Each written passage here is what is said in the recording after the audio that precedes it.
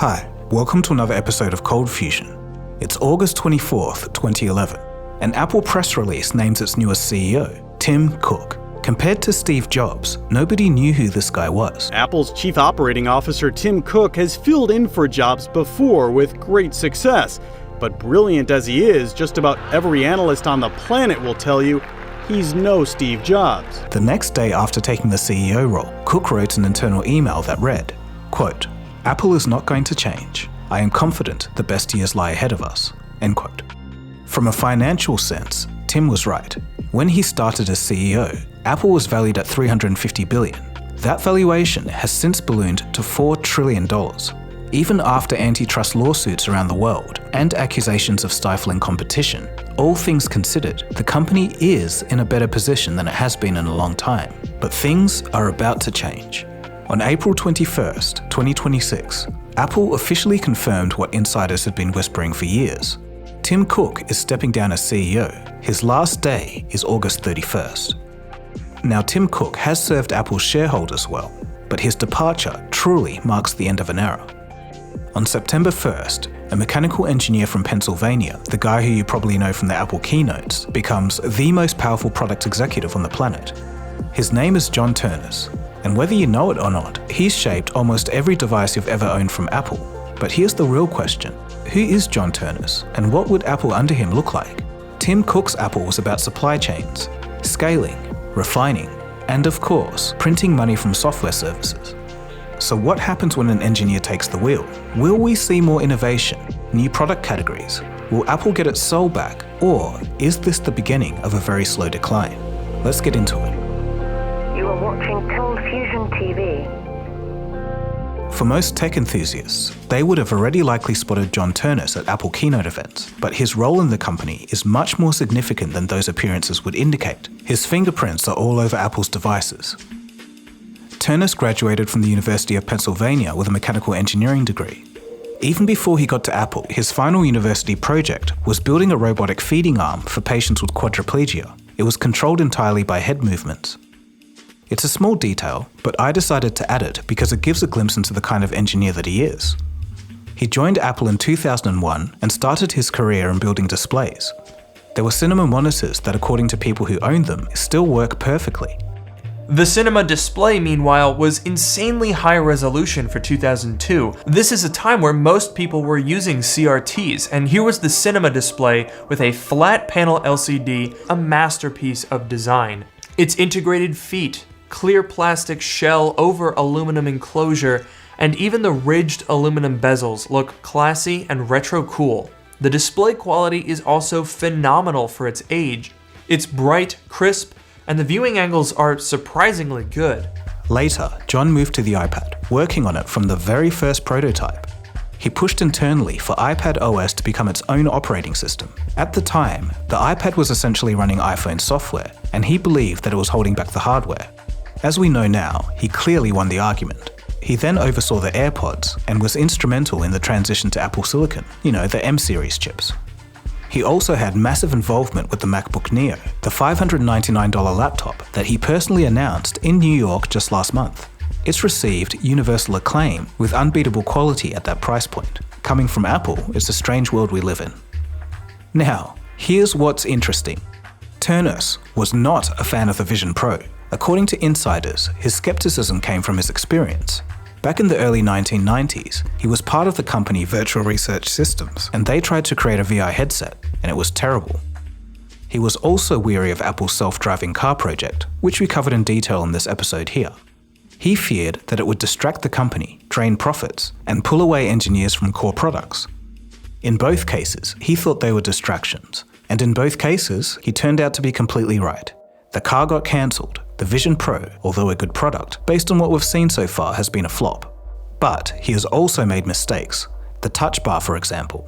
The butterfly keyboard fiasco, which led to a $50 million class action settlement. Those happened on his watch too. So this isn't a flawless record, but what you see with Ternus is someone who, more often than not, has a sharp read on what actually matters to real users. Eventually, Ternus oversaw both hardware and software design teams, linking the two most important parts of an Apple product. According to an Apple insider talking to Bloomberg, John is highly technical, quote, a real engineer, end quote, and wants to get into every little detail about the product. This is the opposite of Tim Cook. According to this Apple insider, quote, Tim doesn't participate in the product development, end quote. His focus is supply chains. A few months ago, Mark Gurman, one of the most trusted sources when it comes to Apple news, went on the TBPN podcast and predicted that Ternus was the man. If let's say Tim Cook hangs out another 3 to 5 years, you're not going to appoint another CEO who's 65, 70 years old. Yeah. He's the only guy. Mm-hmm. Apple, they get vast majority of the revenue from hardware. He's the hardware guy. Yep. Have they screwed up any hardware since he's been in charge? No. He's a steady hand. He knows what he's doing. He's really the only choice. Mm-hmm. So despite the stock falling at the announcement, the general consensus by many analysts remains positive. And to be clear, John isn't going to be completely on his own to steer Apple's massive ship. After leaving the CEO position, Tim Cook will still be executive chairman of the board. He'll still be traveling around the world, meeting with policymakers, especially needed for a challenging geopolitical climate. So in being a tech company, we have to talk about the elephant in the room for Apple, at least for the shareholders: AI. Apple needs to find their place in this new world, and the embarrassing Siri revamp, which was essentially just giving up on using Google's tech, was not the way to go. I've made an entire episode on that if you want to see it. It's clear that the iPhone's virtual assistant needs an upgrade, but it's possible that Apple is taking a completely different approach to AI. I'll explain. Apple not moving so quickly on the AI bandwagon might have been the smart thing to do. While other companies chased the trend to spend hundreds of billions of dollars building data centers, they failed to factor in the possibility that in the future, all LLMs will be a commodity. Apple, on the other hand, seems to be going down the more local hardware route. Their Mac and MacBook Pro range offer massive amounts of unified memory, sometimes surpassing over 100 gigabytes. That means ever more larger language models can be run locally on your device, importantly, without needing the internet. This massive amount of memory for the price made Macs stand out from the sea of Windows computers in this department. It made Macs the hottest item for a while for local AI hobbyists who just like tinkering with open-weight models. Consider the use case of Jake from the channel Thinking Different. Bam! Pause right there. Up to 8 times faster AI performance. To be honest, I haven't actually used AI a whole lot due to the whole unethical training, mass surveillance, and fully autonomous weaponry thing. Because honestly, I enjoy writing, editing, and ideating myself. That's kind of the best part about being creative in my mind. Why would I willingly give that to a robot? But something that has gotten my attention is vibe coding. The idea of vibe coding tools to help organize running this YouTube channel is really appealing. But what isn't as appealing is paying a monthly subscription or feeding all of my data into an information-hungry corporation. So if I could run it all locally on this MacBook, that would be awesome. After some research, I installed and set up Visual Studio Code with Client powered by Qwen 3 Coder 30B. And I have to say, I was pretty impressed watching it take my vague request of create me a YouTube video planning dashboard and turn it into a semi-functional, albeit very basic, website for me to work with.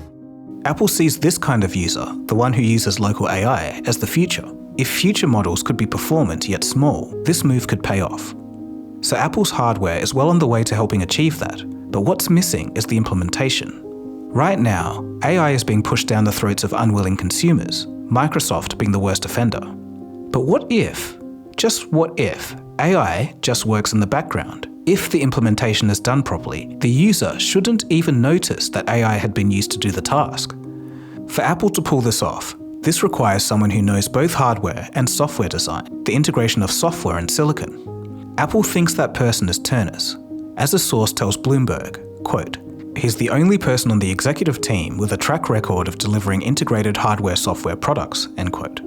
So smaller, local, and completely integrated AI and not massive data centers might be the future, and we just don't know it yet. That being said, while Apple has built the interface software layer with MLX, the actual model intelligence is lacking. But AI is a messy situation at the moment, so the dust has to settle first. But anyway, that's just one aspect of Apple though. Where John Ternus takes Apple as a whole in the future is what everyone is trying to guess. But there's another question. Why has Apple decided to make the move now? There are some corners of the internet pushing the narrative that Apple is in trouble. They say this is a crisis move. But the truth is quite the opposite. When Tim Cook addressed Apple employees at an all-hands meeting earlier this year, he gave 3 reasons why the timing was right.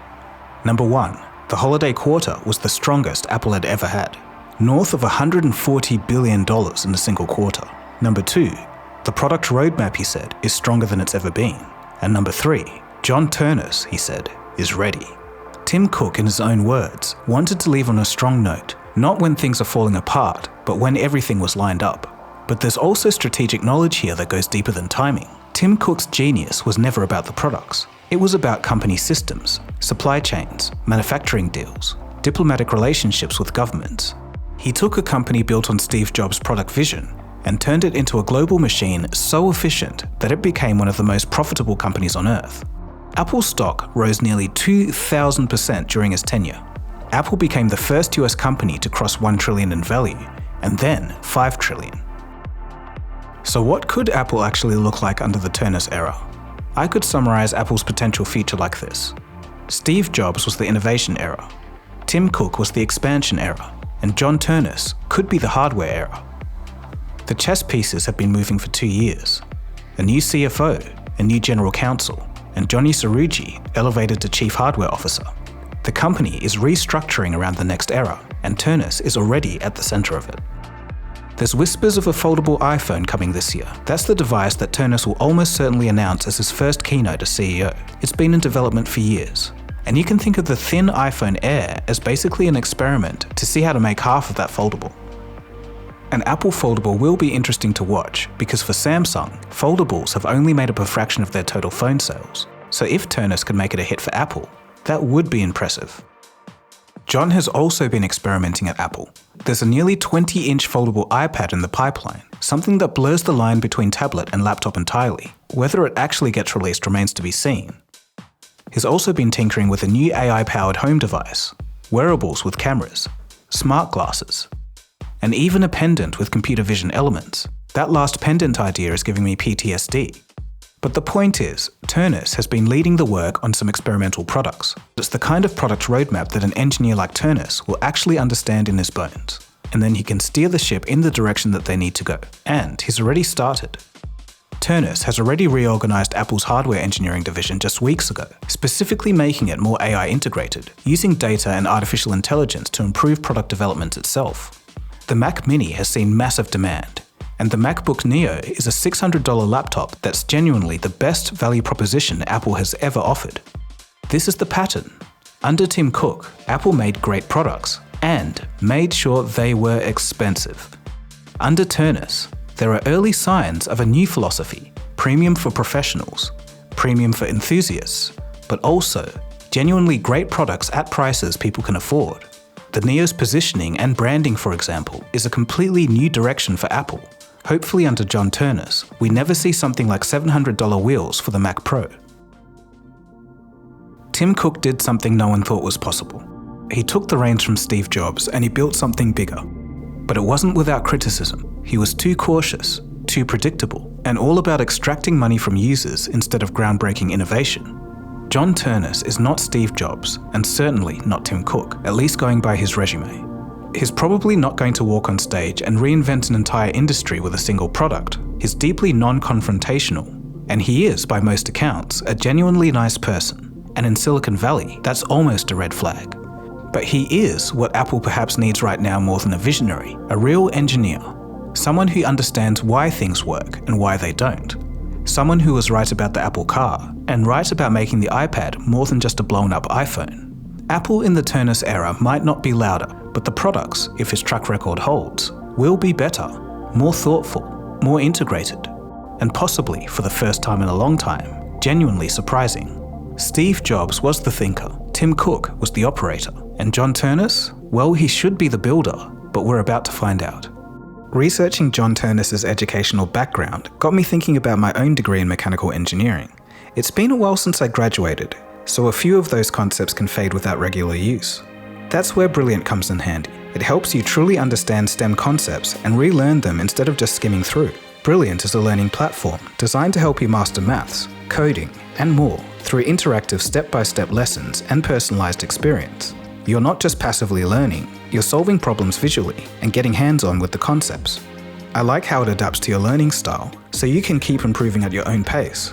Whether you're 10 years old or 110, it's designed for everyone from curious kids to adults. I really like Brilliant's Exponential Functions course, It lets you build, combine, and simplify exponential and logarithmic functions in an easy-to-understand way.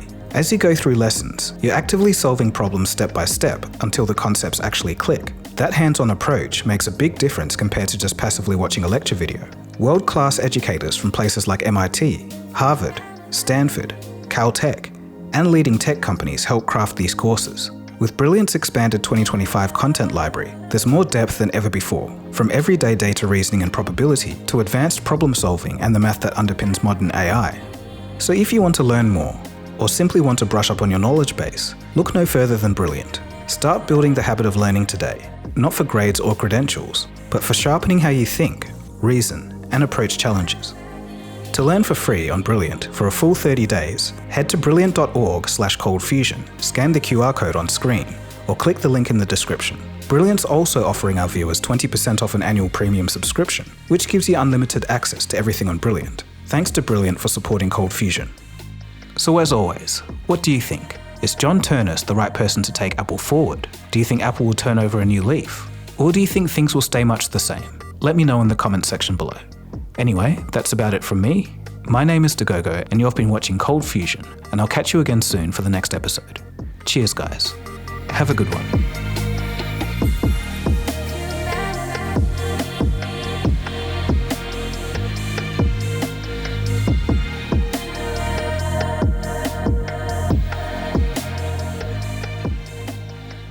Cold Fusion. It's new thinking.